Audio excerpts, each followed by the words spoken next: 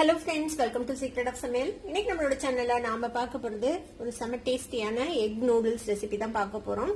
குழந்தைங்களுக்கு நூடுல்ஸ்னா ரொம்ப பிடிக்கும். அதை வந்துட்டு கொஞ்சம் ஹெல்தியா கொடுக்கணும் அப்படின்னு நினைச்சா இந்த மாதிரி கொஞ்சம் நிறைய வெஜிடபிள்ஸ் போட்டு முட்டையெல்லாம் சேர்த்து இந்த மாதிரி செஞ்சு கொடுக்கலாம். சரி வாங்க வீடியோக்குள்ள போயிடலாம். சூப்பரான எக் நூடுல்ஸ் எப்படி செய்யலாம் அப்படின்னு பார்க்கலாம். பேன் அடுப்புல வச்சிருக்கிறேன். இதுல வந்துட்டு கொஞ்சமா எண்ணெய் விட்டுக்கலாம்.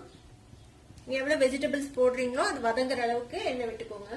நான் இன்னைக்கு என்னென்ன காய்கறி எடுத்து வச்சிருக்கேன் அப்படின்னு சொல்லிட்டேன். கொஞ்சமா வெங்காயத்தை இந்த மாதிரி ஸ்லைஸ் பண்ணி வச்சிருக்கிறேன். கொஞ்சமா குடமிளகாவை சாப் பண்ணி வச்சிருக்கிறேன். முட்டைக்கோஸ் கொஞ்சமா கேரட், அப்புறம் பீன்ஸ், கொஞ்சமா தக்காளி எல்லாத்தையும் சாப் பண்ணி வச்சிருக்கேன். எண்ணெய் கொஞ்சம் சூடாயிடுச்சு. இப்ப இந்த வெங்காயம் போட்டுக்கலாம். வெங்காயம் கூடவே இந்த சாப் பண்ணி வச்சிருக்கிற தக்காளி சேர்த்துக்கலாம்.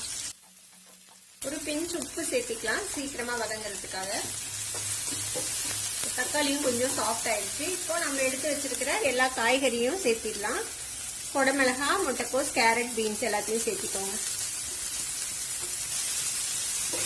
இது இதோட சேர்த்து நல்லா வதக்கி விட்டுக்கலாம். இது இப்படியே ஒரு 2 நிமிஷம் நல்லா வதக்கி விடுங்க. இப்போ காய்கறியும் நல்லா வதங்கிடுச்சு. ஒரு 2 நிமிஷம் நல்லா வதக்கி விட்டுருக்கோம். இப்போ என்ன பண்ணலாம்னா இதை வந்துட்டு லேசா இந்த மாதிரி ஓரத்துல தள்ளி விட்டுருங்க. ஓரத்துல இன்னும் கொஞ்சம் எண்ணெய் விட்டுக்கலாம். 2 முட்டை எடுத்து வச்சிருக்கிறேன். இந்த முட்டையை நம்ம பிரேக் பண்ணி இந்த எண்ணெயில ஊற்றிடலாம். இன்னொரு முட்டையும் அதே மாதிரி பிரேக் பண்ணி ஊற்றிக்கலாம். இந்த முட்டைக்கு தேவையான அளவுக்கு உப்பு சேர்த்திக்கலாம். நம்ம அந்த மசாலா பேக்கெட்டும் இதுல வந்துட்டு போட போறோம். நூடுல்ஸ்ல இருக்கும்ல அந்த பவுடரும் நம்ம போட போறோம். இந்த முட்டைக்கு தேவையான அளவுக்கு மட்டும் உப்பு சேர்த்திக்கலாம். இதையும் இந்த மாதிரி ஸ்கிராம்பிள் பண்ணி விடுங்க. முட்டை கொஞ்சம் ஹாஃப் குக் ஆக வரைக்கும் இதை வந்துட்டு வதக்கி விடுங்க இந்த எண்ணெயிலேயே.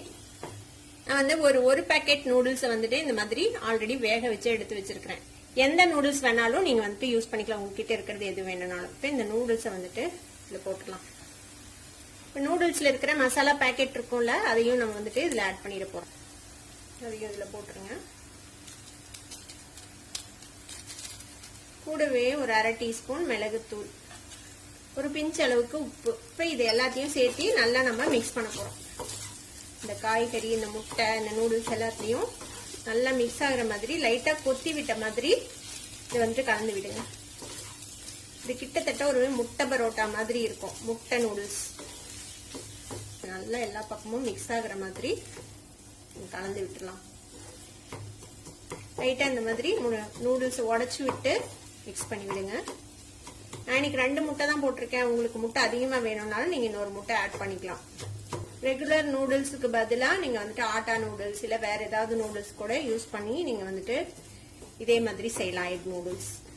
இப்போ நல்லா மிக்ஸ் ஆயிடுச்சு பாருங்க. நம்மளோட எக் நூடுல்ஸ் சூப்பரா ரெடி ஆயிடுச்சு. அவ்வளவுதான், நம்ம அடுப்பு ஆஃப் பண்ணிடலாம். குயிக்கா செய்யக்கூடிய ஒரு எக் நூடுல்ஸ் எப்படி செய்யலாம் அப்படின்னு பார்த்து இது உங்க எல்லாத்துக்குமே ரொம்ப ரொம்ப பிடிக்கும். நல்ல டேஸ்டியா இருக்கும். ட்ரை பண்ணி பாருங்க. ட்ரை பண்ணி பார்த்து எப்படி இருந்தது அப்படின்னு கமெண்ட்ஸ்ல ஃபீட்பேக் கொடுங்க. அந்த வீடியோ உங்களுக்கு பிடிச்சிருந்தா சப்ஸ்கிரைப் பண்ணுங்க. பக்கத்துல இருக்க பெல் ஐகானை கிளிக் பண்ணுங்க. அப்பதான் என்னோட ஃபியூச்சர் நோட்டிபிகேஷன்ஸ் உங்களுக்கு உடனே வந்து சேரும்.